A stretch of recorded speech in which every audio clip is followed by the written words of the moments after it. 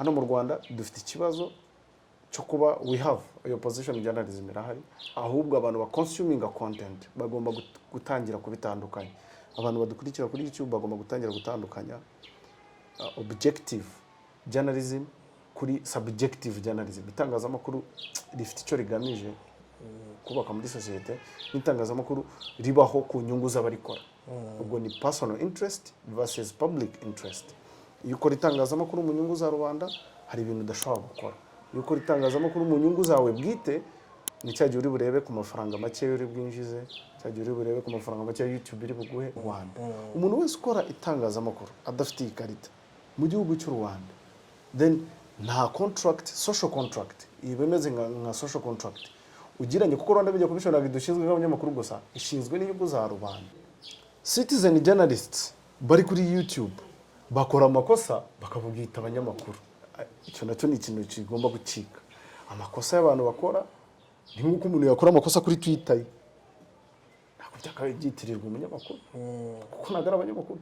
Biranambabaza iyo mbona abantu bari kwita Cuma umunyamakuru. Cuma nagara umunyamakuru. Ishema TV. Cuma akoresha social media nk'uko nanjye nyikoresha, nk'uko n'undi munyarwanda wese ayikoresha.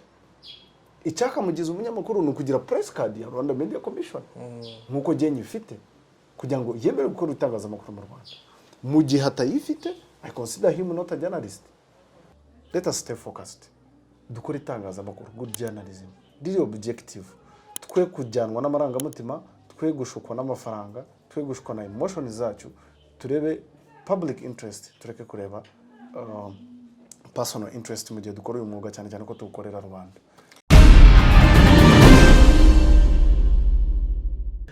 Nshuti bakunzi ba The Future TV, ndabasuhuje kandi mbifurije kugubwa neza aho muri impande n'impande mudukurikiye.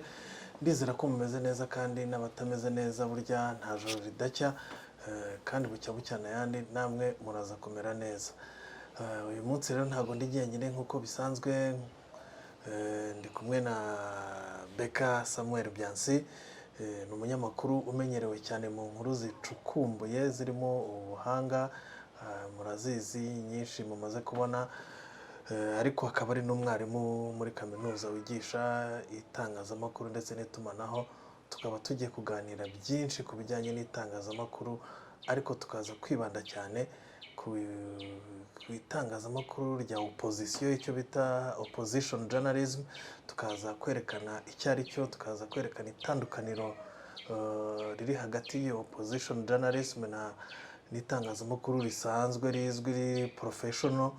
Noneho tukaza kwerekana uko rihagaze mu Rwanda, icyo riri kwangiza n'uburyo byakemuka. Byansi ni umuvandimwe, akaba n'umusangwa hano kuri The Future TV. Karibu cyane. Nakoze cyane ikaze kuri The Future TV. Nshimire n'abantu abakunzi ba The Future TV ingeno, ndetse n'abanyarwanda muri rusange bakurikiye ikiganiro. Byansi nk'umwarimu noneho, ariko ukaba uri n'umunyamakuru ubimazemo n'igihe ubikora, ukaba unabyigisha. Nagira ngo uducire ku mayange, uduhe igisobanuro cya opposition journalism ni iki muri rusange. Wenda turabanza turebe journalism muri rusange. Itangazamakuru ni umwuga mwiza, kandi umwuga ufasha society yari yose gutera imbere. Ni umwuga hano mu Rwanda ufite challenges cyangwa se imbogamizi ku bantu bawukora, ndetse n'ibyiza na opportunities zihari. Itangazamakuru mu Rwanda ingeno ryateye imbere ukurikije uko ryari rimeze mbere. However, ntabwo turaba kugera aho dukora iki, aho dushaka, cyangwa se turi inyuma ugereranyije n'aho twakabaye turi mu itangazamakuru. So kuri urebye aho twavuye, itangazamakuru ryo mu Rwanda ryabayeho ritagira media law, tutagira itegeko rigenga umwuga w'itangazamakuru. Hari challenges nyinshi, ariko ubu ngubu dufite media law, dufite andi mategeko adufasha mu mwuga wacu w'itangazamakuru wa buri munsi. Challenges zigihari mu mategeko. Abanyarwanda cyangwa se n'umunyamakuru muri rusange, abanyamakuru muri rusange bafite opportunity cyangwa ububasha n'uburenganzira bwo kuba bafata rya tegeko ribabangamiye bakariregera rigahinduka. Kugira ngo urabizi ko mu minsi iri imbere dufite petition muri Supreme Court, ubwo harimo amategeko nyine twumva ko cyangwa se abangamiye nanjye umwuga, nk'umunyamakuru numva ko akibangamiye umwuga, ariko Supreme Court akaba ari igomba kubifataho umwanzuro. So kuba byonyine itegeko ririmo irindi tegeko ritwemerera kuba wapetitioninga ukaba wagaragaza ko ibi bitubangamiye nta kuntu byahindurwa, iyo nayo ni chance cyangwa se ni opportunity kuri twebwe nk'abanyamakuru muri rusange, ndetse n'izindi field, kuko petitioning no ku zindi field iremewe. So then dufite challenge, ikibazo cy'uko itangazamakuru ryaraje, haza ayo mategeko, haza media commission, na mbere yaho twari dufite na media high council itaraba gukurwaho, dufite ARG, dufite izindi association, RFM ziyobora abagore, Pax Press n'izindi, ariko ntago twese nk'abanyamakuru tubyisangamo, ntago bidufasha nk'abanyamakuru. RMC yananiwe kubahiriza inshingano zayo nka Rwanda Media Commission zo gukontorora mainstream media, akaba ari nayo imwe mu mpamvu ituma opposition journalism iri kuzamuka, ukurikije ubwo ni according to me. Neka ko kuba RMC ari ibintu byayinaniye byatumye no gukontorora itangazamakuru biyinanira, then iyo opposition journalism iba nyinshi, kuko hano mu Rwanda turayifite. Ubwo mumaza ku kibazo cyaho irahari, hari abanyamakuru bayikoresha, ariko turebe n'intandaro yayo aho yaturutse. Ubwo niyo mpamvu mvuze ngo RMC ifite ibintu byinshi byo gusubiza hano. Controlling ya mainstream media yarananiranye, mu kunanirana bituma tugira weakness nk'abanyamakuru. Wenda tukiri kuri iyo ngingo, twagira ngo dutandukanyirize icyo kintu cyitwa, uri kutubwira mainstream media, ukatubwira opposition journalism, nagira ngo utandukanyirize abantu badukurikiye ibyo bintu bibiri, kugira ngo noneho baze kumva, baze kwinjira mu murongo neza. Mainstream media, iyo mvuze mainstream media ubwo mbavuze radio, televiziyo, website byanditse, bikorwa, biri controlled na Rwanda Media Commission, birazwi, biri registered, birakora. So now opposition journalism akenshi ijyana n'icyo twita citizen journalism. Ni gakeya uzasanga muri mainstream media hari igitangazamakuru cyafashe kote kigakora opposition journalism. Ariko muri citizen journalism, kubera ko umuntu yikontorora, umuntu niwe director, niwe editor, niwe munyamakuru, niwe byose muri iyo field, icyo gihe biroroha, biba byoroshye ko kugira ngo umuntu yamenerwamo cyangwa se yaba icyuho cyo gukora opposition journalism. So biragoye, ahanini uraza gusanga abantu bakora opposition journalism bakora ari citizen journalists, atari abanyamakuru bakora muri buryo buri professional. Abanyamakuru bakora mu buryo buri professional bashobora kurenga ku mahame n'umwuga wabo, bakaba compromised, ariko nanone bafite uburyo baba accountable, bafite urwego rwashobora kubicaza rukabaganiriza, rukabahitura bigakunda. Ariko none iyo bije muri opposition journalism na citizen journalism, kuko birajyana cyane, ni nko wakubwira ngo imodoka iragenda idafite amapine. Opposition journalism na citizen journalism bikunda kugendera ku murongo umwe. So iyo bije rero muri citizen journalism, wa muntu arakora ikosa, nta muntu uhari wo kumuhitura, nta muntu umushinzwe, nta n'umuntu ushobora kumubwira ati ibintu wakoze si byo, wakabaye wakoze ibi, then wa muntu agakomeza bigakura, bikazavuka ibintu bikomeye cyane, kandi bikavamo ibyaha, ikibazo bikavamo n'ibyaha. Rimwe na rimwe umva abanyamakuru bafunzwe, ejo bundi Theo w'Umubavu yarafashwe arafungwa, Cyuma Hassan ari mu nkiko, Umurabyo yahoze mu nkiko yarafunzwe buri Umurabyo imyaka 5, avamo aragaruka, ariko nanone ubona ko yagumije muri wa murongo. So ntago wamenya na future ye ko nimeze mu itangazamakuru. Hari n'ibindi, hari n'abafunzwe, hari barashide, ejo bundi numvishe bafunzwe, hari na bakarasira hari bayidamange. Ibyo byose ni igihe citizen journalist, umunyamakuru ukora nka like utari professional, utari governed, utagira amahame amugenga, arakora ibintu bikarangira aguye mu byaha.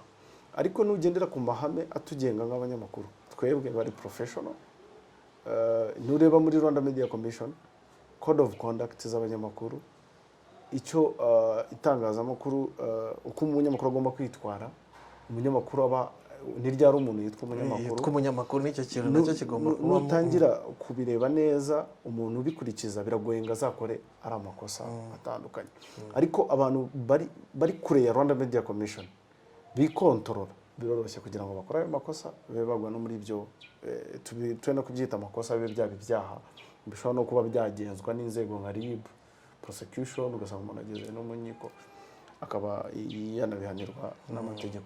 So that's the challenge we have. Hano mu Rwanda dufite ikibazo cyo kuba we have your position journalism irahari ahubwo abantu ba consuming content bagomba gutangira kubitandukanya. Abantu badukurikira kuri YouTube bagomba gutangira gutandukanya objective journalism kuri subjective journalism. Itangazamakuru rifite icyo rigamije kubaka muri societe n'itangazamakuru ribaho ku nyungu z'abarikora.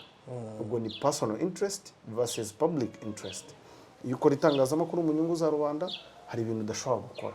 Iyo ukora itangazamakuru mu nyungu zawe bwite ni cyagiye uri burebe ku mafaranga make uri bwinjize, cyagiye uri burebe ku mafaranga make YouTube iri buguhe, ariko ukirengagiza moral responsibility, inshingano zo kumenya ko umuntu agomba kugira privacy, inshingano zo kumenya ko umuntu utagomba kwinjira mu buzima bw'umuntu bwite, inshingano zo kumenya ko niba umuntu avuze runaka ugomba gufata umwanya wo kujya gukora version yindi kugira ngo ugere version ebyiri. Ibyo ngibyo ntabwo wabigira udafite amahame kugenga, kandi ayo mahame kugenga arahari muri Rwanda Media Commission. Kandi iyo tugira press card za Rwanda Media Commission, iyo tugiye kureba uburyo umuntu aba umunyamakuru biteganywa n'itegeko. Rwanda Media Commission ni uburenganzira kuba umunyamakuru mu Rwanda. Ushobora kuba umunyamakuru udakorera mu Rwanda, ntabwo Rwanda Media Commission igushinzwe. Ariko mu gihe ukora itangazamakuru ku butaka bw'u Rwanda, Rwanda Media Commission ifite inshingano 100% kuri wowe zo kukugenzura. So nawe wowe nk'umunyamakuru iyo ubonye press card ya Rwanda Media Commission, I think I have the press card here. Iyo ubonye ikarita ya Rwanda Media Commission, this card, iyo ubonye iyi karita nyeka ko buri muntu yayirebe karita ya Rwanda Media Commission like this, ugomba kwitumenya ko usinye amasezerano na society yo gukurikiza amahame y'umwuga w'itangazamakuru mu Rwanda. Umuntu wese ukora itangazamakuru adafite ikarita mu gihugu cy'u Rwanda, then nta contract, social contract ibemeze nka social contract ugiranye, kuko Rwanda Media Commission ntabwo idushinzwe nk'abanyamakuru gusa, ishinzwe n'inyungu za rubanda. So iyo social contract ugomba kuyigira, iyo social contract uyigirana na society through Rwanda Media Commission, ukavuga ati jewe Beka nemeye ko nzasavinga public bakorera inkuru ariko zubahirije amahame y'umwuga.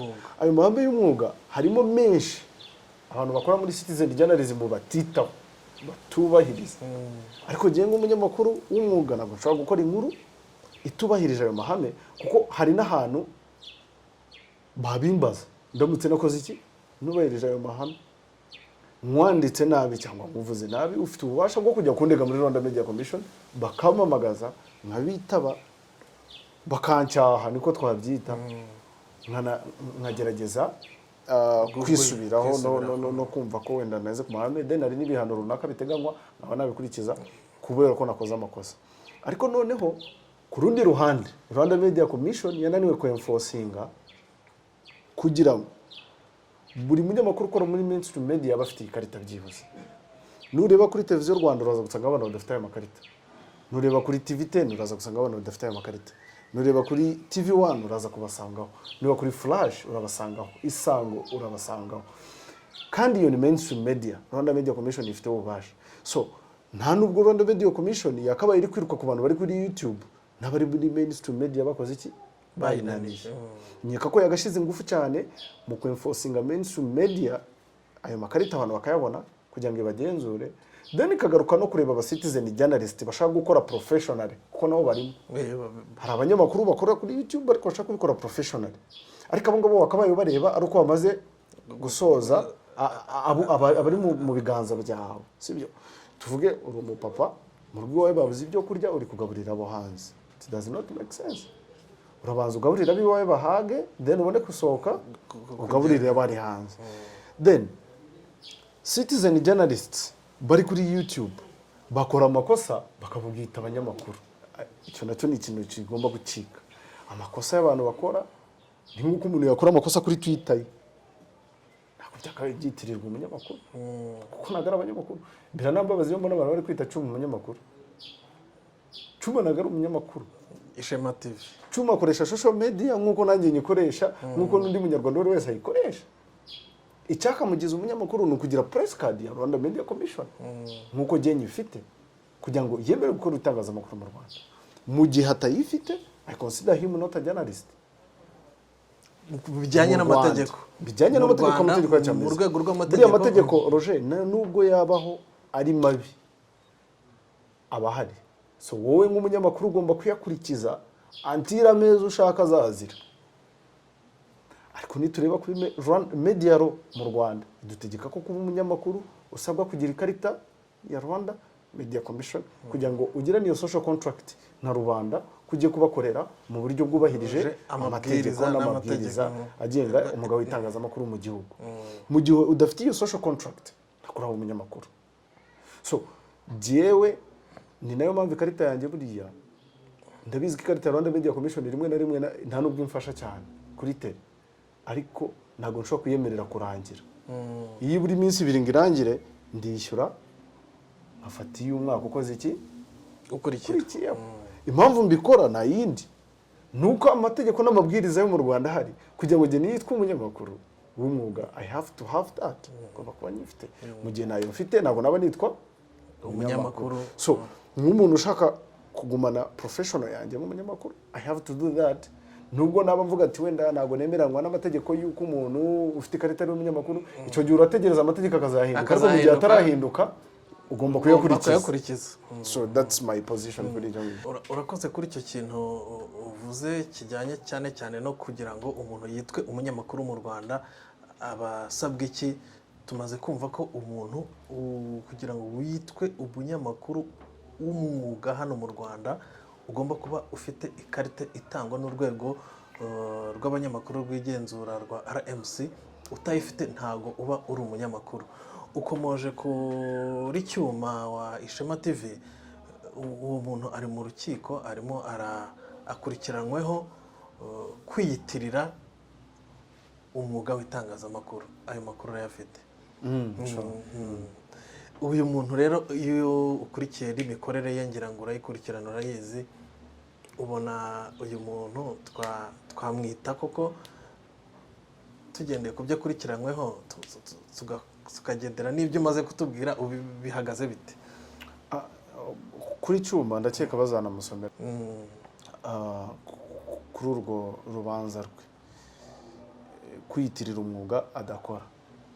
So wenda sinagendera ku byo akora, ahubwo gendera ku biri mu itegeko.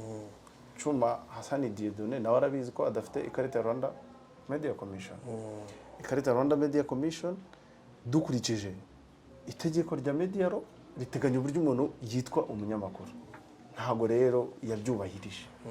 Ashobora kuba atarabyubahirije kubera impamvu ze bwite, kubera ko urwego ya Rwanda mayininze kuko yumvaga ko urwego rudakwiriye kumugenzura, kubera ko wenda yumvaga ko we yihagije ku giti cye, ariko nibikuraho ko itegeko rihari rivuga ko umuntu yitwa umunyamakuru ari uko afite ikarita ya Rwanda Media Commission. Cyane kwemererwa gukora ku butaka bw'u Rwanda. Wakaba umunyamakuru ariko udakora ku butaka bw'u Rwanda.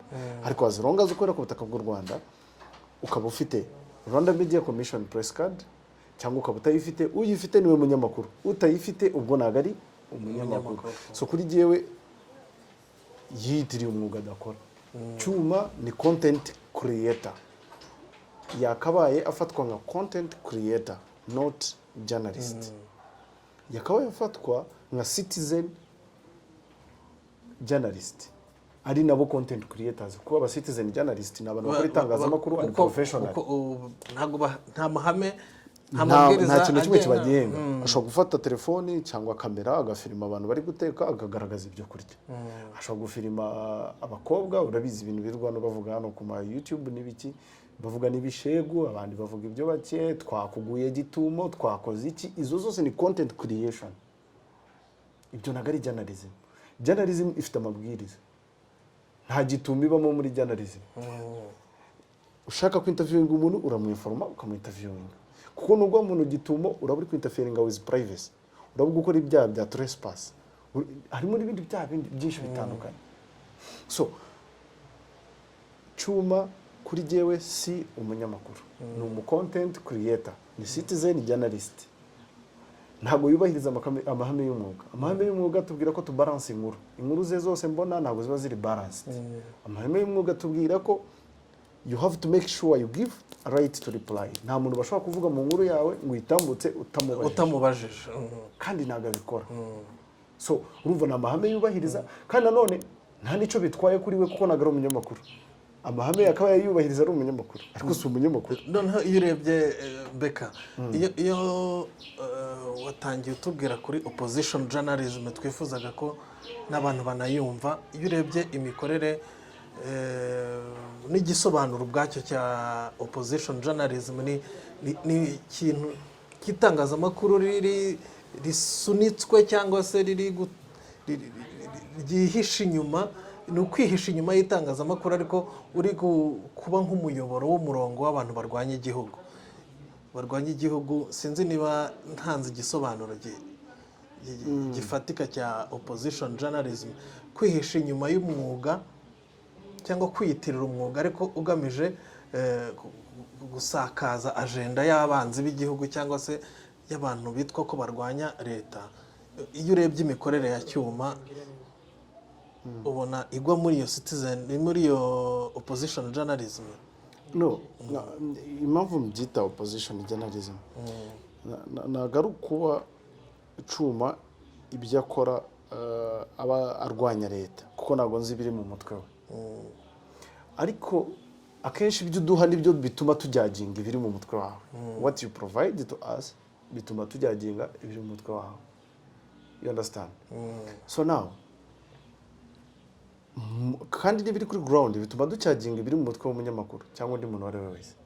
Ejo bundi mu rubanza rwa Bateo wumvishe ubushinjacyaha buvuga ko hari amafaranga yoherejwe n'abantu bari hanze azakoreshwa na Cyuma na Theo n'abandi bantu bo muri Darufa umurinzi, bakabikoresha mu gusakaza agenda yabo. So urumva someone hari umuntu ugupushinze bitewe n'amafaranga ye akoze iki ashizemo. Right. Iyo ubona inkuru zikorwa n'aba banyamakuru turi kuvuga hano ukazikora analysis, ni ukuri kw'Imana nabo ubwabo barabizi ko batari objective, nabo ubwabo barabizi ko harimo ikibazo, ahubwo niwe murongo bahisemo bo ku giti cyabo, ariko nabo barabizi ko bitari objective, ntabwo ari cyo cyakabaye gikorwa. Niba wowe Roger uje umuntu akakubaza ukamubaza ikibazo akakubwira akakuzinga Beka yakoze ibi n'ibi, Beka afite uburenganzira kugira icyo abivugaho. Ntabwo agafashe inkuru mu publishing without asking Beka. Ubwo turabivuga ni mu gihe ubajije ku munyamakuru uri profession. Ariko aba bantu turi kuvugaho, remember, wenda ndavuga Theo we ni n'umunyamakuru, Theo Neste Nsengimana, umunyamakuru ufite ikarita ya Rwanda Media Commission, ariko wagiye muri opposition journalism bitewe n'ibyo we yikoreye. Yahisemo iyo position. Ubundi muri journalism tugira ikintu bita specialization, ugasanga umuntu yafashe genda investigative journalist, nze health reporter, genda business reporter, genda iki bidukikije, environmental reporter n'abandi. Ariko noneho umuntu we ahisemo kuba opposition reporter, nta bindi. Jewe ati nzajya ntambutsa umurongo w'abarwanya leta, nta kindi nitaye. Akabivuga kubera impamvu runaka, ashobora kuba ari amafaranga bamuhaye, ashobora kuba ari ideology, kuko hari ibintu byinshi by'influencing umuntu kugira ngo akore ibi bintu. Icyambere ashobora kuba ari amafaranga, kugira ngo akore opposition journalism, amafaranga ashobora kubigiramo uruhare. Umuntu bamuhaye amafaranga menshi, yahisemo kujya muri uwo murongo, kwanza ntabwo yabihisemo, ahubwo ari kubikora kugira ngo akore iki yibonere abone amafaranga. So then uwo muntu akazikanga yababaswe nabyo. Hari n'icyo twita ideology, imyumvire. Umuntu akavuga ati bitewe na history yanjye ibi bintu simbyumva, bigomba guhinduka akabihagararaho ari imyumvire ibikoze iki bimuteye. So ntabwo wamenya impamvu nyinshi zishobora gutuma umuntu ahitamo uwo murongo, ariko uwo murongo wo urahari kandi iyo umuntu awuhisemo araspecialize birangira wabimenye mwamenya ati uyu muntu rwose ari hano public irajyaginga. Nta nubwo ari twe tugomba kujyaginga nk'abanyamakuru bagenzi babo cyangwa nk'abantu babana muri profession, ariko na public irabajyaginga, abantu babareba, abantu bareba ibintu bakora nabo barabireba bakavuga ati ibi bintu ntabwo biri objective, biri subjective, ntabwo biri ku murongo. So nkeka ko ahubwo twe nk'abanyamakuru twakirinze kugira uruhande, twakagiye tuba neutral, tukaba turimo hagati, ukareba ibintu biri hano, ukareba n'ibiri hano, ukabizana kuri table muri public interest bikava muri personal interest. Kuko opposition journalism iherekezwa ahanini na ideology n'amafaranga, kandi ideology cyangwa amafaranga ni personal interest, ntabwo biri public interest. Kandi good journalism yakaba iri muri public interest. So nubwo wavuga ngo uri gukorera umuntu ubuvugizi, ariko uri kumukorera ubuvugizi mu nyungu zawe bwite, uri kumukorera ubuvugizi kugira ngo ubone amafaranga ya YouTube. Niyo mpamvu ujya gushyiraho titire, ugashyiraho titire ati none uyu bamwishe, ibimubayeho noneho, ati bimubayeho noneho nagahoma muntu. Iyo titire uri kwishyira kugira ngo attracting abantu baze barebe winjiriza amafaranga. So that's personal interest. Niba ari ideology, jewe ababyeyi banjye barafunze bahorwa ibi n'ibi, so nanjye ngiye kwihimura kuri iyi leta, iyo nayo ni personal interest, ntabwo biri muri public interest. Nta muntu ushaka gufasha, urashaka gukora iki? Gufasha inyungu zawe bwite. So that's not good journalism. Ibyo ntabwo ari itangazamakuru. Ariko noneho na public igomba kumenya ibyo consuming. Ahanini nicyo nagira ngo tunabivugeho nk'umuntu, kuko uri n'umwarimu, kugira ngo tubwire public yumve ibyo konsoma n'ibyo bayiha, imenye gutandukanya, imenye no guhita imenya iti uyu muntu ari gukora opposition journalism, arimo aratambutsa agenda y'abanzi b'igihugu cyangwa se arashaka kwihimura, arimo arangiza ibintu aho kubaka. Nagira ngo dufate nk'urugero, wakomoje kuri cyuma, reka nanjye mukomozeho nk'umuntu witwa ko agiye kuvugira umuturage. Ngira ngo wabonye inkuru yakoze avugira umuturage witwa Nyirahabimana Grace, ngo bamwibye, ngo polisi yamwibye ngo amadolari 200,000, iramukenesha, yamutunze imbunda, ariko ntiyayibaza muri iyo nkuru. Ariko tuza no gusanga noneho aramukoresha n'ibindi byaha, akazajya amubwira ati nk'umuntu warokotse jenoside, urabona ibi ngibi wabitandukanyiriza he na jenoside wakorewe. Ugasanga urimo uritwa ko umukorera ubuvugizi, ariko birarangira umukoresheje n'andi makosa. Kandi ibintu nk'ibyo biba bimeze bite Beka? Iyo urebye nk'iriya nkuru narayibonye, y'uwo mukecuru, kuri jyewe ntabwo uwo mukecuru yakorewe ubuvugizi, ahubwo situation ye yarushijeho kuba complicated, barayikomplicate kurushaho. Kubera ko first of all ntabwo nemeranya n'iriya video kuko idafite verisiyo ebyiri.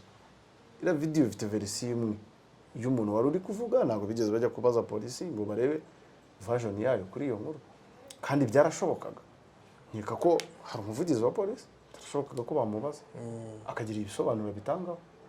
Kuba bataramubajije bagasohora verisiyo y'umuntu runaka kuvuga ngo polisi ngo yamutunze imbunda iramwiba, kuri jyewe ni conspiracy theory, n'ibihuha.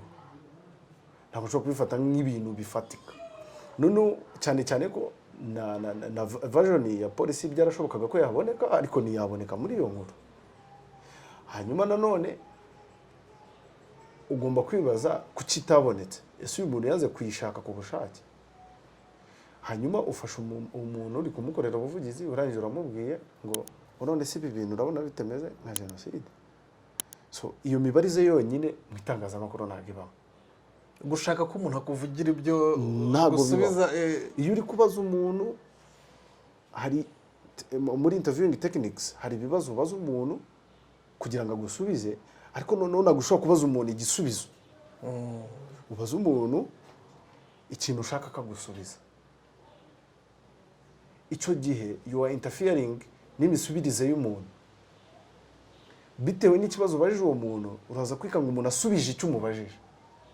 Ndakeka ko icyo kibazo aho yakibarije, igisubizo icyo bamuhaye cyasaga n'ikibazo abajije. Icyo gihe wivanze mu misubirize y'umuntu. Ariko nanone kugira ngo ugire icyo kibazo, nuko aricyo warugamije gutambutsa. Kuko jenoside yakorewe abatutsi mu 1994 yarabaye, hateranye inama nyinshi kugira ngo byemezwe, banayiha n'inyito nyayo. Turumvikana. Ntabwo rero genocide ushobora kubaza umuntu ngo ibintu ntabwo bimeze nka genocide mu kiganiro. Uri umunyamakuru, uri professional. Cyangwa se kuba umuturage yavuga ngo ibi ngibi ni genocide, uri umunyamakuru ukamwihorera ukabimugisha. Ntabwo bishoboka nk'umunyamakuru. Wowe ubifite mu nshinga, uranabizi ko kugira ngo ikintu cyitwe genocide binyura muri iyo process. Urabizi. So ntabwo wakabaye wembracinga cyangwa umugisha igitekerezo nk'icyo ngicyo. Hanyuma nanone tekereza ngo aha turi kuganira, turi kuvuga Cyuma ndakeka. Cyuma si umunyamakuru. Sinshaka kugira ngo tumuvuge nk'umunyamakuru. Cyuma ni content creator. So biriya we nk'umu content creator it's okay. Ntakora ibyaha bye, ni ribi mugenza, ntago media commission imushinzwe. Si umunyamakuru. So ku content creator byanumvikana kuko nta mahame y'umwuga ze. Umunsi yabaye umunyamakuru akamenya amahame y'umwuga, azahita amenya ko ari ibintu bidakwiriye kubazwa. Uburyo bw'imibarize abantu barabwiga, kandi niyo umuntu tuvuge mugira n'amahirwe ibi bintu mubikora kuri record, ubona n'umwanya wo kongera ukabisubiramo, ubona n'umwanya wo kubisubiramo ngo uze kubyeditinga.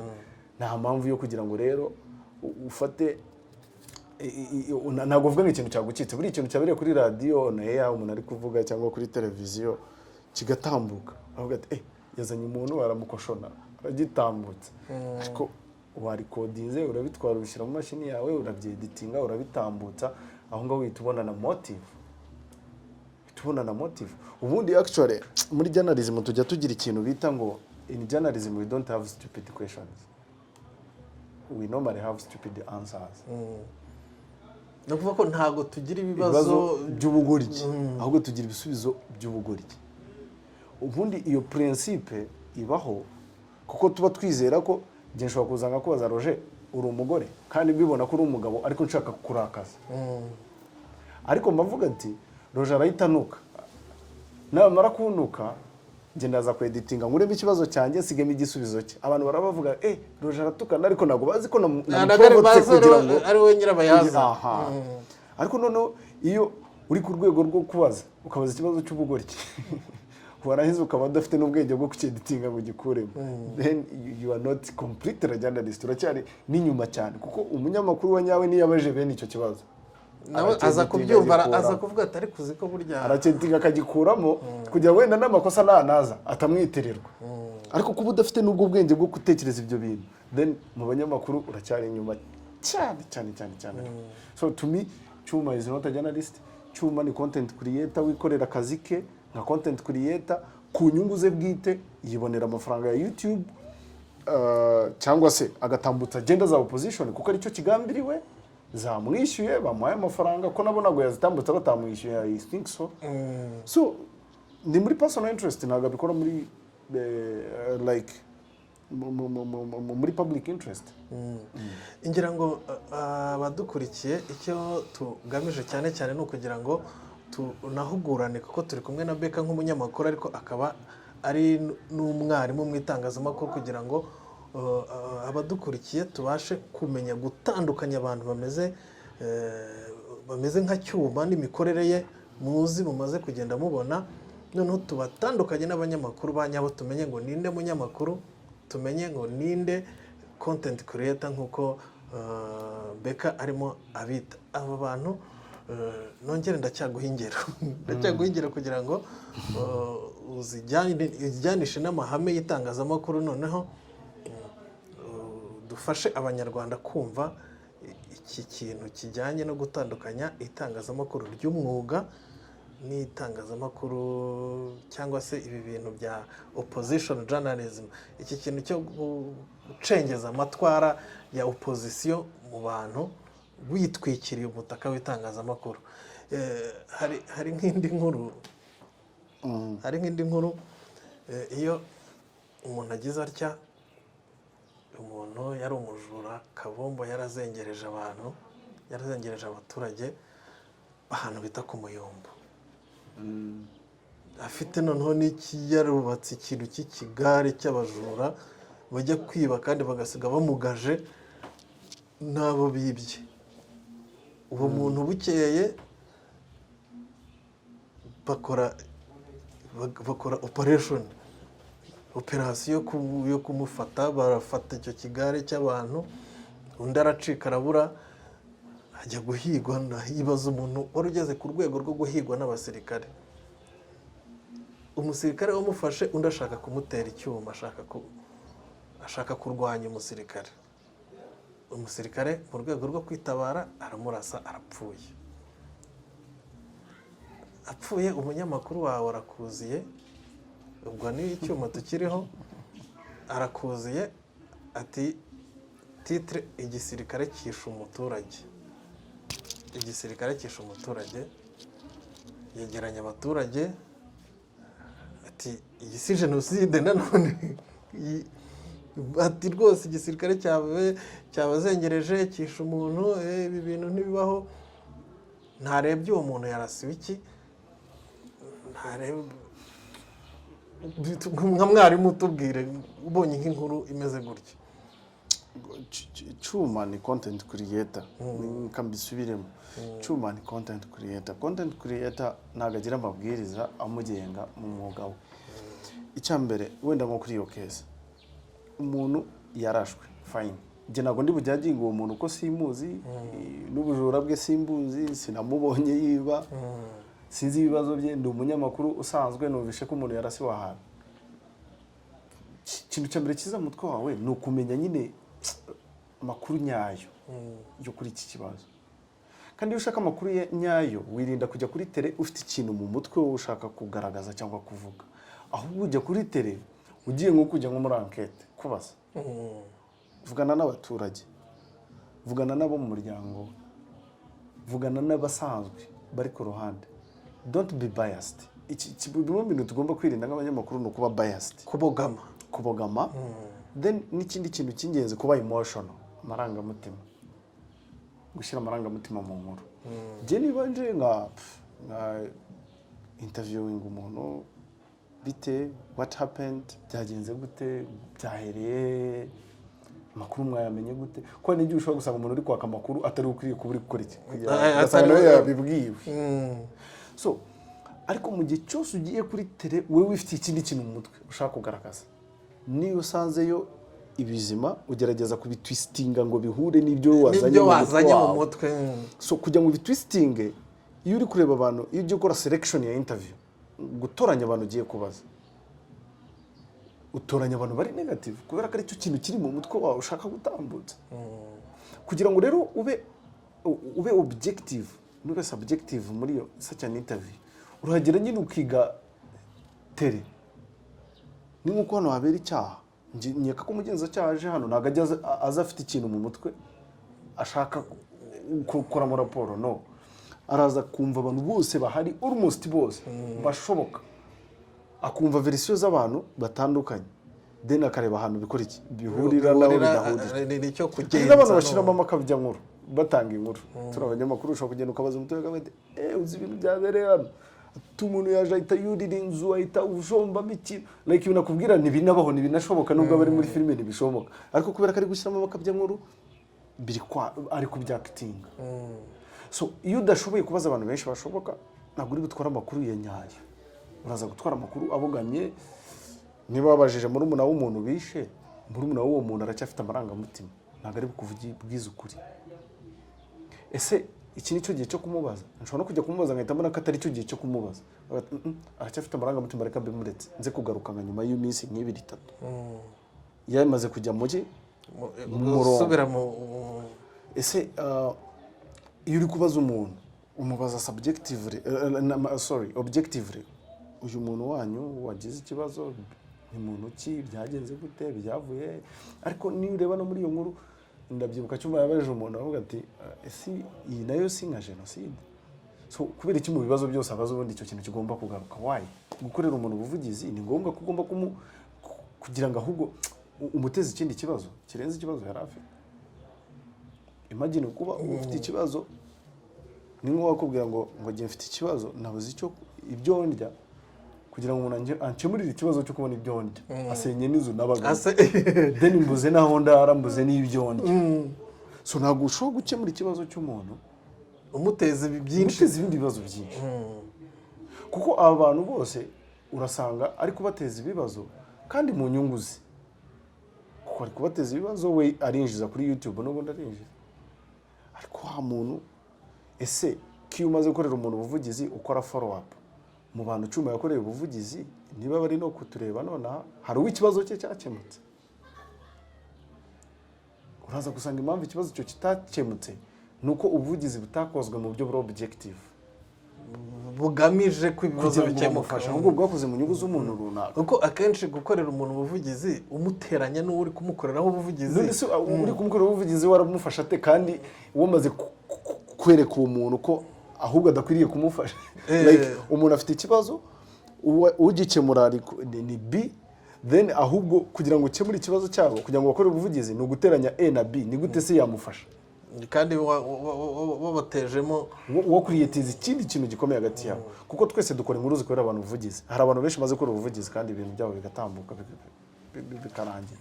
Hari umama uzi bari barabaze afite amara hanze amaze igihe yarafashijwe. Hari abo ari barasenyewe barabuze ibyo babaho barafashijwe muri za Kayonza. Hari ibibazo byinshi bitandukanye, ibibazo by'amagaraje, hari bo muri asari bari baribye umushinga wabo barawubasubije.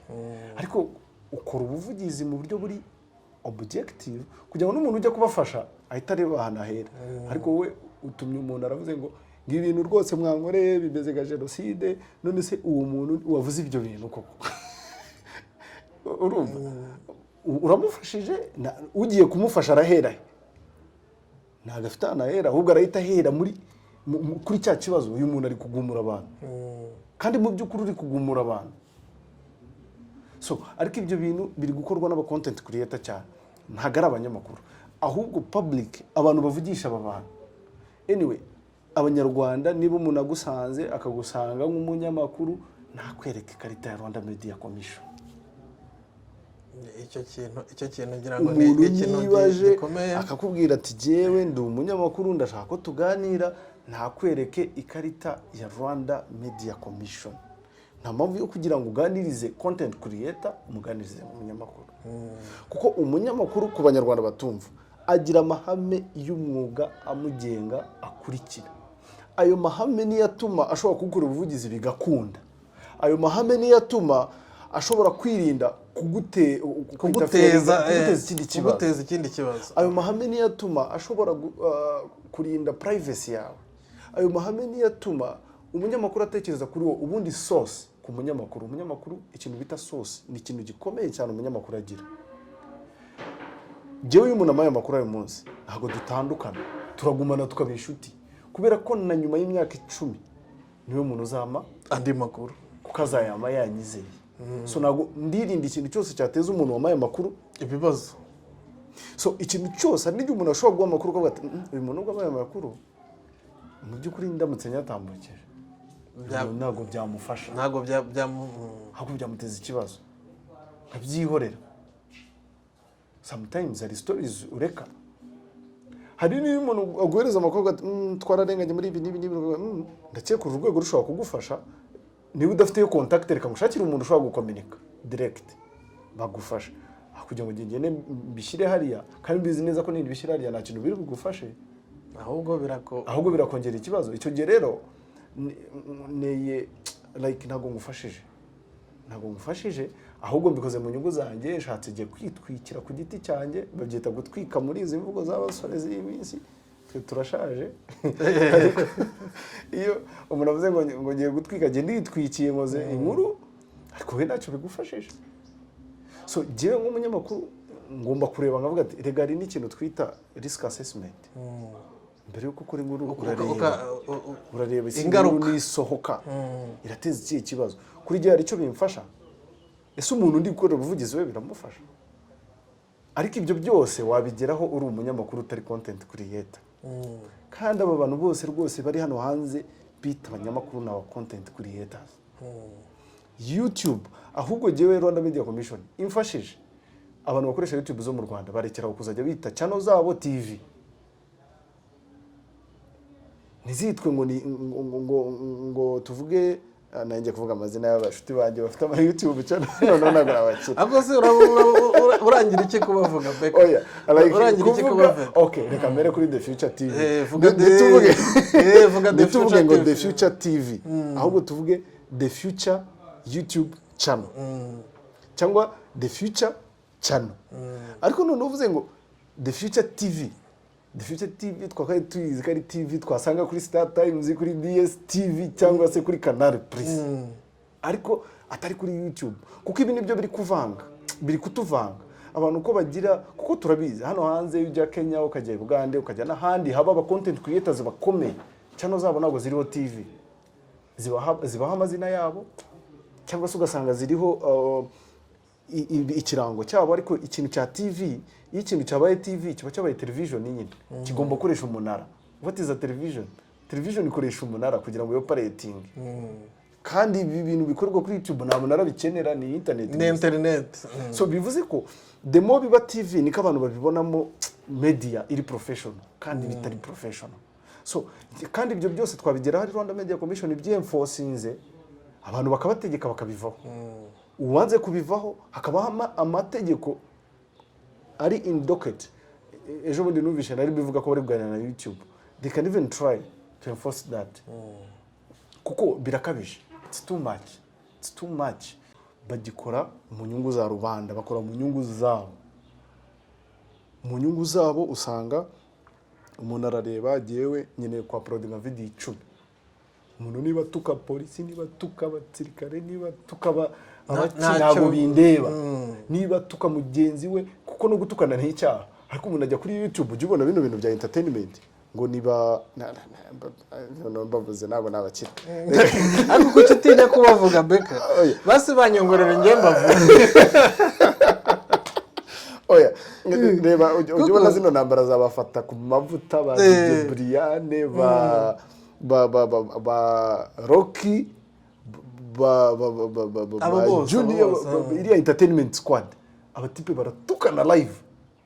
Baratukana ujye iyo bafashe nko kuri fata kubavuta baramutuka nawe yabafataho akatuka. Ariko gutukana ni ibyaha bihanwa n'amategeko mu itegeko rya Repubulika y'u Rwanda. Cyber crimes, cyber harassment zirahari. Umuntu ajya kuri YouTube agatwa mugenzi we to uhanze wowe ufite YouTube channel ukabipublish. Ugikomoje mita bi Burundi rugero kuri iki kinyamakuru twagomeje gukomozaho. Umusaza yifatiye ku gahanga muzehe Tito. Ibyo sinshaka kubivuga nk'umuntu ushobora gutinyuka arongera yifatira ku gahanga umubyeyi Ingabire Yimakire amwita umuyugiri. Noneho nawe Beka kugira ngo abantu badukurikiye ariko ubundi ikinyabupfura ni nk'imibare. Ntawe kiga gukiri muto. None iyo urebye nk'umuntu ushobora guhangara akajya kuri kamera agatuka nka Ingabire koko. Nk'umuntu ushobora kujya kuri kamera agatuka nk'ura umusaza Tito Rutaremara koko.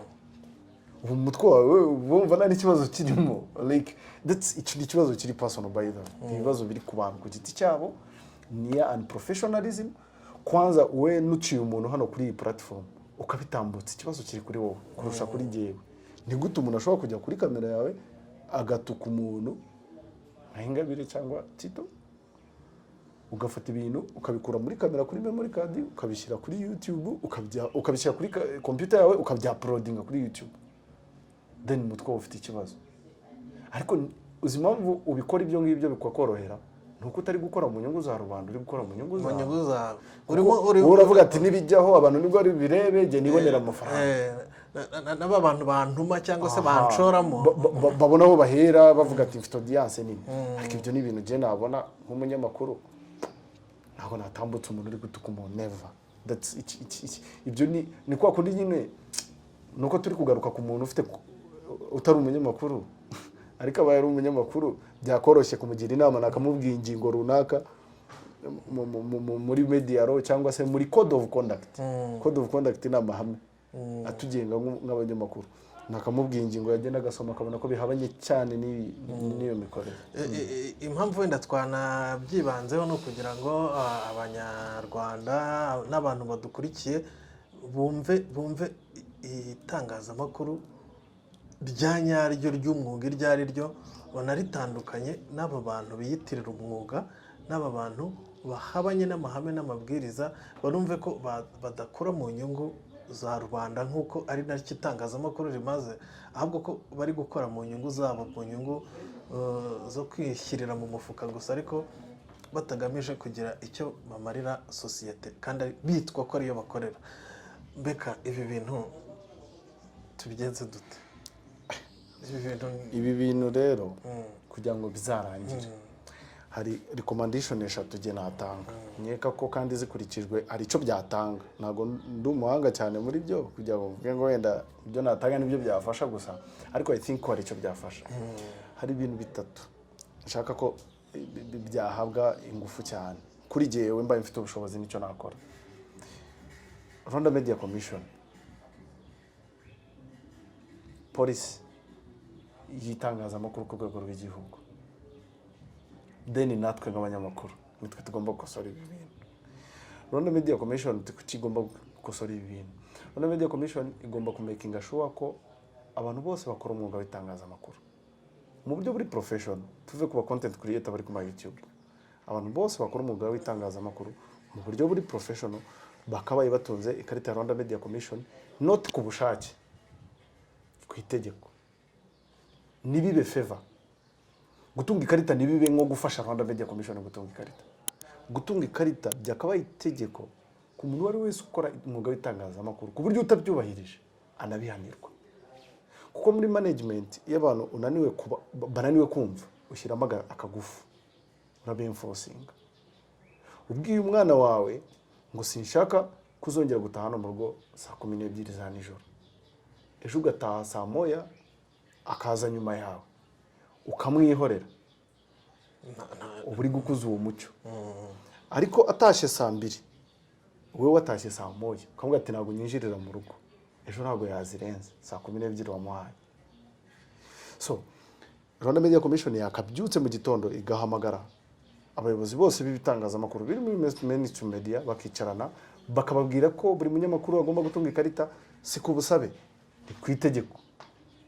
Bakabayigiye narengwa, ubirengeje bakamuhana, na rura igafasha Rwanda Media Commission to enforcing, ku buryo ubirengeje igihano gishobora no kugera aho Rwanda Media Commission yandikira rura igategeka icyo gitangazamakuru kikavaho bakagikura ku munara, bakabubahirije icyo kintu. Abantu bahita babiha agaciro. Ibyo bikaba bireba RBA nk'uko bireba like website yo hasi nk'iya M28, reka kuvuga website yo ndimo tumva ko nsuzugura website. Ikaba wenda bireba buri muntu wese ukorera mu mwuga w'itangazamakuru nka RBA, ndetse n'ukorera website iri chipu nk'iya M28. Bikaba bikora iki? Bimureba. Icyo gihe abantu baraza kubifata nk'ahari ihame, kandi babikore mu gihe kiri imbere. Uzasanga buri munyamakuru ukora muri mainstream media afite ikarita imuranga. Icyo gihe bikubwira ko no kumukontorora yakoze amakosa biroroshye, kuko ubu umuntu asigaye akubwira ati hari umushiti wanjye wakoze ikosa iri nk'ubu ndaguha nk'urugero. Hari umushiti wanjye yigeze kumpamagara, hari umuntu wamukozeho inkuru ukora ku gitangazamakuru nari buvuge kuko nacyo ni cy'umushuti wanjye kandi gikomeye, namwangiriza izina. Arangije ambwira izina ry'umunyamakuru, uwo munyamakuru namuzi, mpamagara muri Rwanda Media Commission, mpamagara undi mama w'inshuti yanjye ukora muri Rwanda Media Commission, nawe si umunyamakuru abaho, muramuzi, ngo yitwa nde? Mubwira izina. Bararishatse bararibura. atari muri database ya Rwanda Media Commission. Mamagara umuyobozi w'icyo gitangazamakuru muvugishije ati turamufite uwo munyamakuru. So arakora mu gitangazamakuru kiri muri mainstream media ariko muri Rwanda Media Commission ntabwo bakora iki? Ntabwo ari bamuzi. Kandi muri ku gitangazamakuru ariyo. Impamvu nuko nta buryo buhamye bwo kwenforcinga kujya mu buri muntu ubundi umunyamakuru bakagiye kumwangaza ku gitangazamakuru bahita bamujyana muri Rwanda Media Commission kwa karita. Bikaba nk'itegeko. So icyo kintu Rwanda Media Commission ugomba kugishiramo imbaraga, then abanyamuryango nimara kubamenya bose bizayorohera kuba controller. So then ku banyamakuru ubwo abanyamakuru ndavuga bamaze kubona ayo makarita. Bamaze kubona ayo makarita, amahame y'umwuga w'itangazamakuru ari simple kuyakurikiza.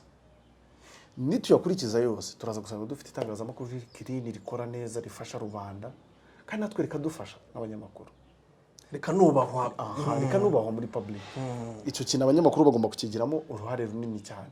Twe nk'abanyamakuru tugomba kumenya ko nta muntu wanyishyura 10,000 ngo njye kumuvugira runaka. Nta muntu wa 5,000 ngo njye kumwandikira runaka. Ko no kwisuzuguza. Ngomba gukora nubahirije amahame yose y'umwuga. Icyo gihe nyeka ko twabigeza aho dukwiriye kuba turi. Policy rero. Policy iriho ubu ngubu. Nyeka ko ituma private media itagira ingufu. Itangazamakuru rya privé itagira ingufu. Policy kugira ngo ihinduke. Nyeka ko RBA ikwiriye guhabwa ingengo y'imari 100% mu musoro wacu. Wanjye nawe na cameraman n'abandi badukurikiye. 100% ikava mu masoko guhangana na private media. Private media ikaba yafata umwanya wo kuba yashakisha amasoko ya leta yose akajya muri private media bikempoweringa private media. Kuko nitujya no kubireba turebe ni iki gituma abanyamakuru bajya kuri YouTube. Ni iki gituma abanyamakuru bava muri mainstream media bakajya mu zindi sector. Nuko private media zikennye. Roje ndahamya ko nta kinyamakuru cyakwangaje ngo kigwembe 100,000 byemera. Wabyemera? Wabyemera? 100. Ayo mahirwe nakura. Roje, let us be real. Wabyemera? Oya. Ntago wabyemera. Ntangi ikinyamakuru kinyangaje kikamijana ntago nabyemera. Ariko uremera ko ibinyamakuru ntago niyo bivuga kubera ko bikomeye mu maso y'abantu. Nyamuneka. Bifite abanyamakuru 90% bahembwa 100,000 kandi abo bakaba bahembwa neza. Kandi abo bahembwa 100,000 bakabasha kumara amezi 5 batarabibona. Like kwezi kugashira ni bahembwe n'ukundi. Uwo munyamakuru yabonye opportunity ya YouTube araguruka. Ejo akaza akaba ikibazo kuri YouTube. So ntago uzavura ikibazo utarebye umuzi wacyo. Ikibazo kiri guturuka muri private media zitari gushobora gusustaininga abanyamakuru. Jye nakoreye TV10 n'imembwe 100,000. Reka mbivuge. Ariko ari igihe cyageze nayo hagashira amezi 3 tutayahembwa 4. Byarabaye.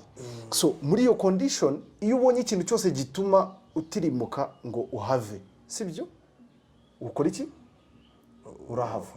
Rimwe na rimwe icyo gihe aho hantu twahabaga turi bato like nibwo uva mu ishuri 100,000 wumvaga ari amafaranga menshi cyane nyine utaraba gusobanukirwa uracyataha kwa anko uracashaka kwa bakuru bawe urumva ko 100,000 bikoze iki biguhagije.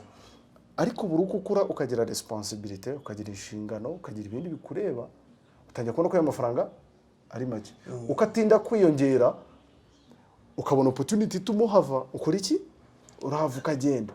Icyo gihe mu gihe policy itaraba kwempoweringa private media ngo zigire ubushobozi kuko nabanye bitangazamakuru nubaganiriza ko nabo n'abashuti bacu ntago ayo mafaranga bayakwima bayafite naho ubwo babona ayo bafite kandi impamvu batayagira nuko advert zose RBA izitwara bo bakabura uburyo babona adverts ugasanga baradependinga kuba advertisers bishyura 30,000 20,000 100,000 bafite ikigo gifite abantu bangana gute. So kugira ngo ibyo bitangazamakuru bibeho, trust me, leta igomba guhindura policy. RBA gafata 100% mu musoro wacu n'ubundi fata 75 25 siyo yabura. Hanyuma zino advert zose zikaza muri private media zikangaje abanyamakuru bari professional zikabakura ku ma YouTube zikabagarura muri mainstream media, zabagarura muri mainstream media, bashobora no kuba controllable. Biroroshye kuba controller abana bagaruye muri mainstream media kurusha uko baguma kuri YouTube. Kuko nubireba abantu bose bari kuri YouTube channel bavuye abitwa ngo n'abanyamakuru bavuye muri media. Yago abantu baramuzi, yakoraga TV10 si yahavuye. Ushobora gufata umwanya ukamubaza ngo why, mu mpamvu yaguha harimo niyo amafaranga, sinzi impamvu ze, ariko impamvu yaguha harimo amafaranga. Sabesi yavuye ku gihe, umuganirije mu mpamvu yaguha, ubwo ndi kuvuga aba YouTubers bazwi, harimo niyo amafaranga. Gatanazi si yavuye muri mainstream media, mu mpamvu yaguha iyo ni yaburamo. So you have to know ko iki niba ari cyo kibazo, then how can we sustain it? Policy igomba guhinduka, RBA ikareka kurwanira amasoko na private institutions. Mu gihe tukiri aho ngaho mbere yuko tunagana no ku musozo, se ubukene bwo mu itangazamakuru no mu gihe hakiba ubuvugizi ngo iyo polisi be yashyirwa mu bikorwa, private media nazo zibe zabona ubushobozi. Yes, sure. Ese ubukene bukwiye guhemuza abantu nk'abo twavugaga nk'abacyuma? Ubukene bukwiye guhemuza, bukwiye gutuma batema amashami y'igiti bicayeho nk'igihugu. Ubukene ntago bukwiriye gutuma umuntu ahemuka. None se iyo sector n'ubundi barimo natwe niyo turimo. None se twe twarahemutse. So bivuze ko icyo gihe bitabiza bigahura n'imyumvire y'umuntu, ideology. Nakubwiye ko ikintu imbere cyitwa ideology. Umuntu yarasanzwe afite ideology, yifite imyumvire, yarabuze n'uburyo bitambutse. Hari abantu baba muri newsroom bakazajya bakora inkuru, aba editors bakazisubizayo umunsi ku wundi, umunsi ku wundi bakazisubizayo. So noneho ageze ahantu yi-editing, nta muntu uri bumufashe ngo isubireyo, then ibintu ari bukore bitandukanye cyane n'ibintu bikwiriye kuba bikora iki bikorwa. So ababikora bose abahemuka kubera ayo mafaranga babonye makeya ahari, ubwo nyine ni weakness yabo. Ariko nanone environment iri clean cyane, tukagira niyo policy yo kuvuga ngo ibitangazamakuru biri empowered, bishobora gusustaining abanyamakuru, then icyo gihe n'uwataniye nago yakwifashisha kiriye. Ariko ubu wibuke ko warushobora kubyifashisha akavuga ngo hari iki kibazo iki n'iki cyatumye muri iki n'iki, ariko icyo kibazo habaye hari uburyo cyakemuka, cyabanza kigakemuka, then we look at the right side. Icyo kibazo kimaze gukemuka nibwo ahita uvuga okay, cyakemutse, ibindi ku ruhande ntabwo ari ibyacu, ntabwo ari ibibazo byacu. Twebwe itangazamakuru empowered, uwatanye nyine ni citizen journalist, ni content creator, si umunyamakuru. Kuko nureba ibihugu nka Kenya, Uganda, uraza gusanga igihugu nka Kenya uraza gusanga gifite abanyamakuru beza ku rwego rwa Afurika, ariko mu banyamakuru beza gifite ku rwego rwa Afurika uraza gusanga abanyamakuru babo bataba kuri YouTube cyane. Kubera iki? Amakuru byabo bya private biri empowered, birabahandoringa, barafata umunyamakuru bakamuhemba 500 by'amanyakenya. Urumva uyu mafaranga monthly, bamuhemba 500 by'amanyakenya monthly. Uwo munyamakuru baramuha akazi kamwokipa guhera mu gitondo saa 2 cyangwa saa 1 kakamugeza saa 3 za nijoro. Arava mu kazi yarushye, adashobora no kuri iki no kujya kuri Twitter ngo yandike thread, ahita yiryamira. Niyo mpamvu abanyamakuru babo tababona muri social media. Impamvu abanyamakuru bacu rero abenshi bari kuri social media harimo n'ikibazo cya policy cyo kuba ibitangazamakuru bidashobora kuba sustaining.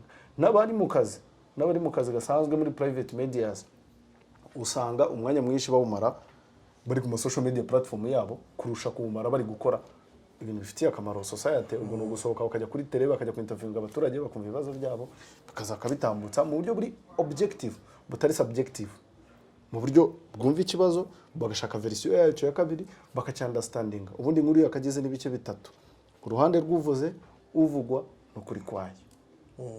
So kugira ngo umunyamakuru kuri ibyo bintu nuko welfare ye igomba nayo kwitabwaho. So kandi ikituma ubungubu ikintu shiri imbere gituma ubungubu tutari aho tugomba kuba turi, Rwanda Media Commission ibifite mu ruhare runini cyane ko wibuke ko na manda yabo yararangiye banga kugenda, niya kabiri zarangira umwaka utaha. Ubwo nayo nirangira bafatiye gatatu mbese Rwanda Media Commission bayigize kingdom. Bayigize kingdom ntabwo ikiri association. Kuba aba content creator, aba ba Cyuma, aba ba Theo, aba ba William batangiye gukurikiranwa, batangiye amategeko yatangiye kuba genera ibibakwiye. Biri fair. No, content creators urareba ari abanyamakuru nakavuze ngo kuki batabanje ngo babazane muri Rwanda Media Commission baburanisha. Ariko kuba aba content creator bahangane n'amategeko yabo, iyo uri umu content creator ukanga kubahiriza amategeko arakugonga bakakujyana ukamurana da. Ariko kuba umunyamakuru wakwisanga wagiye makosa yo gukora opposition journalism, nyeka kuba bigizemo uruhare, kandi kuba uri umunyamakuru ntabwo bivuze ko ufite immunity yo kudahanwa. Kuba uri umunyamakuru ntabwo bivuze ko uzagenda ugakubita umuntu mu muhanda hariya ngo be kugwana ngo no kuri umunyamakuru oya. Kuba uri umunyamakuru ntabwo bivuze ko uzagenda ngo bibe amacakubiri muri rubanda ngo bakureke. Kuba uri umunyamakuru, mbere yo kuba umunyamakuru uri umunyarwanda, ikosa wakora ritari professional. Ikosa riri professional uba ugomba guhanwa mu buryo buri professional, ariko ikosa wakora ritari professional nubwo waba uri umunyamakuru uba ugomba kurihanirwa binyuze mu mategeko. So ntabwo nzi icyo amategeko azanzura ku byaha byabo baregwa, cyane cyane ko batabyemera, ariko icyakwanzurwa cyose we just trust the justice. Twizerera mu butabera, kandi ibyo bakora biri public, biragaragara. Ubutabera buzareba niba bihura n'amategeko. Ubu kugira ngo ikintu kibi cyaha bareba itegeko, icyaha cyakozwe n'umugambi, motive. So niba sanga motive ihari n'itegeko n'icyaha bazabahana, kandi kubahana nta gitangaza kirimo nk'uko umunyarwanda wese wakoze amakosa yagera agahanwa.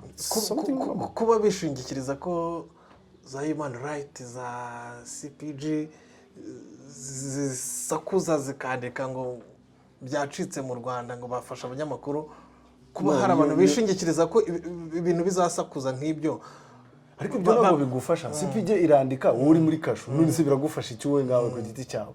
Iyo ni cheap mind. Jewe niba ndi umunyamakuru nzi ko ibyo nakoze biri professional, icyo gihe wenda ku munyamakuru uri gukora professional, it's okay, kora murongo wawe mu buryo buri professional, nta n'impamvu yo kwishingikiriza ngo CPG izasakuza. Ahubwo se mu gihe uri kubikora mu buryo buri professional, hari ubwo nateganya ko bazanagufata. Oya. Ariko nukora mu buryo buri unprofessional, you expect ko bazagufata kandi bakaguhana.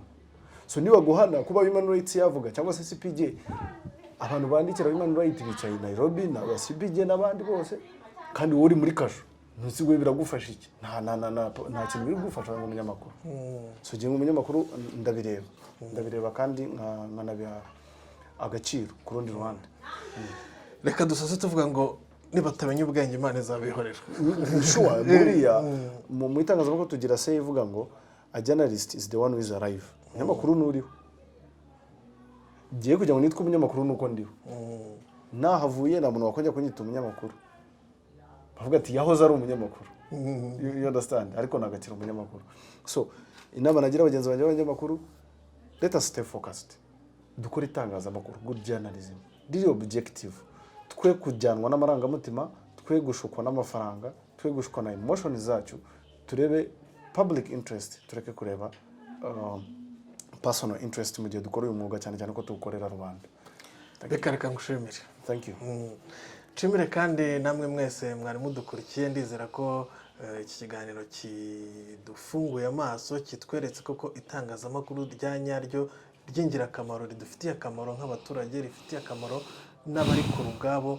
Tumaze kuryumva, Beka araridusangije, kandi mukomeze mubane natwe, muduhe ibitekerezo, muduhe inyunganizi, kandi nshimira cyane Beka kuko araduhuguye kandi atweretse ibyasha biri mu itangazamakuru. Ngira ngo namwe mubyumve, mubyiteho, kandi mubijugunye, mubishyire ku ruhande, ahubwo mwite ku itangazamakuru rifite akamaro, rinagafitiye sosiyete. Reka mbashimire rero, Gendiro Je Marc Ruti nk'uko bisanzwe. Iyi ni The Future TV, mukomeze mukore subscribe, twigumanire.